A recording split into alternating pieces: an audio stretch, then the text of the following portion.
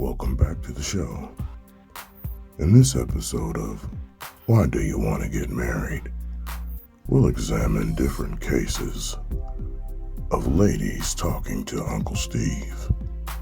In this particular episode, several ladies will talk about, do you wait for relations to marriage? How long do you wait? How do you find a good man? And how do you stay from keeping off a layaway?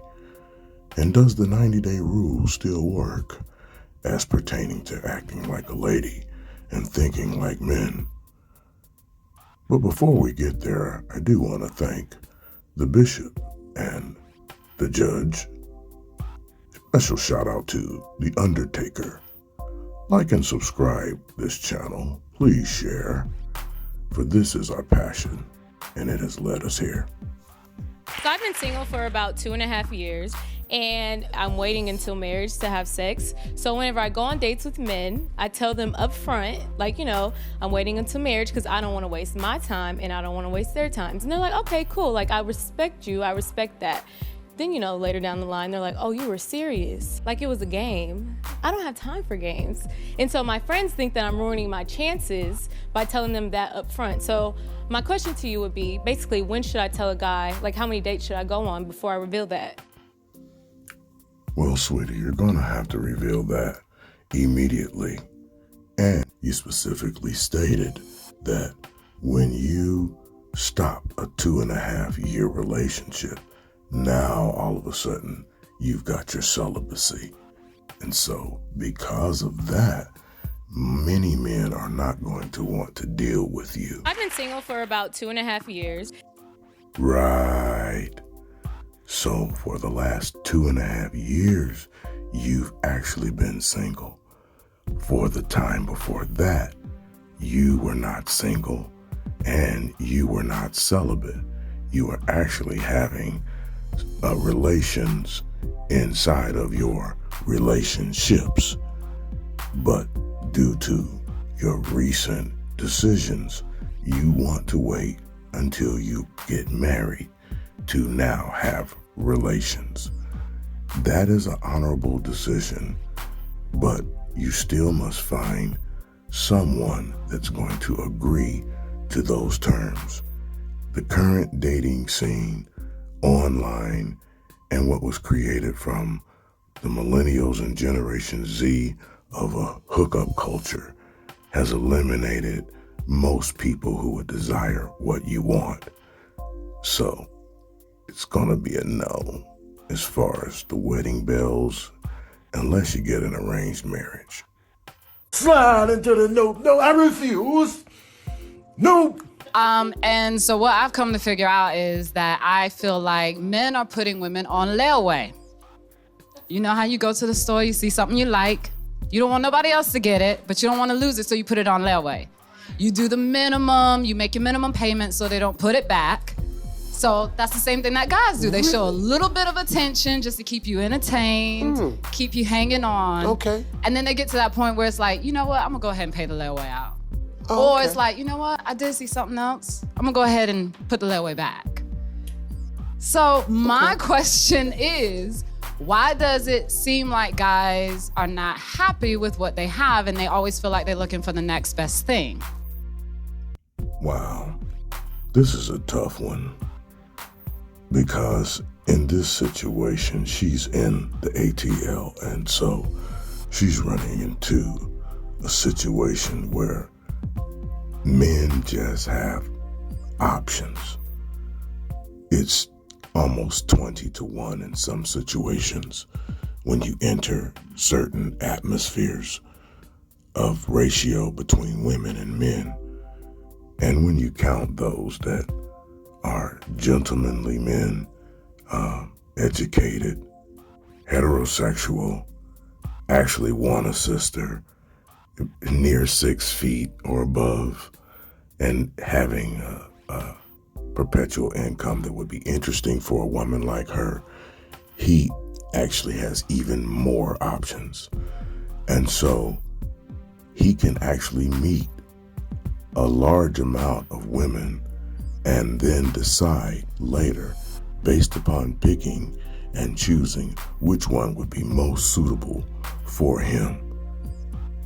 And so therefore you could very well end up in a layaway type of situation where you've been placed on hold, mainly because he has the ability to meet many different women and to choose the type of woman that he may want to have for either short-term or a long-term relationship that could possibly lead to marriage. So what I would say is they kind of learned it from watching you. You know, have one and keep one in the hole. So my advice is, if you find a good man, you may want to lock him down, especially in the A. About 10 years ago, I read a really good book. It was called Act Like a Lady and Think Like a Man. So I decided to apply a good amount of your principles, a lot to them, to my life, my dating life. And I'm gonna tell you, Steve, some of them principles just don't hold the same as when you wrote them. Now, you told our ass to come out here and to let the men court us and to let them take their time and actually treat us a certain way. However, we ain't been able to do that, Steve. It's a real shortage of men out here, and they know that, and it's kind of like a what one woman won't do, another will kind of game. So you talk about a 90-day rule, all these things, you know, is everything still the same is what my question is. You know, we have the dating world here now, and with your book, you kind of left that segment out about how to online date. So I just need to know, because the queens need some help. Okay, well, let me help you. If you were actually doing serious online dating on Plenty of Fish, Bumble, Tinder, Hinge, you would realize that you have a plethora of options as a woman. What you should probably do is start thinking more like a lady, and you would realize that there actually is not a man shortage. There's just a shortage of the options that you would like to choose from. So increase your options, because if you can't find one man that will do it, find another man that will do it the way that you would like it to be done. Start liking who likes you and see if you like them back. But you weren't told these things. You weren't taught how to run the game, because your mother and your grandmother, they settle quickly. So I'm gonna let my sisters from the streets tell Parents you. really didn't have it figured out. Like, they were just doing the best they can. And it's like, when you realize that, that's when you start listening to people in the world. You know how you see an 18, 19-year-old and they stop listening to mama said do this, or your daddy said, and they start really just doing their own thing, and we look at it as defiance. But that's that moment when it click in their mind that, especially for urban people, my mama ain't got no bunch of generational wealth. She ain't got no bunch of money. If I needed a rack right now to do something, or if I wanted a car or to borrow 10,000, she ain't got it. So really, all the shit she was telling me was just her surviving day to day. I got to get out here in the world and realize, like, we wasn't taught stress management. And she's on to something. We weren't taught stress management. We weren't taught about how to deal with depression.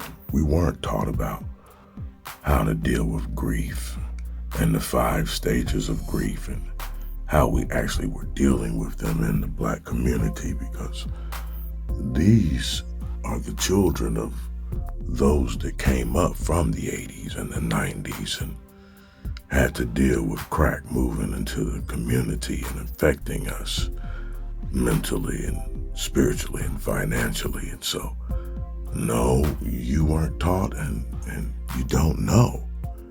And so because you don't know, you can't understand possibly what it's like to be out here in the game of trying to pick and choose between who's picking and choosing you. And it's becoming increasingly difficult for both sexes to ascertain what would be the best thing for one to do.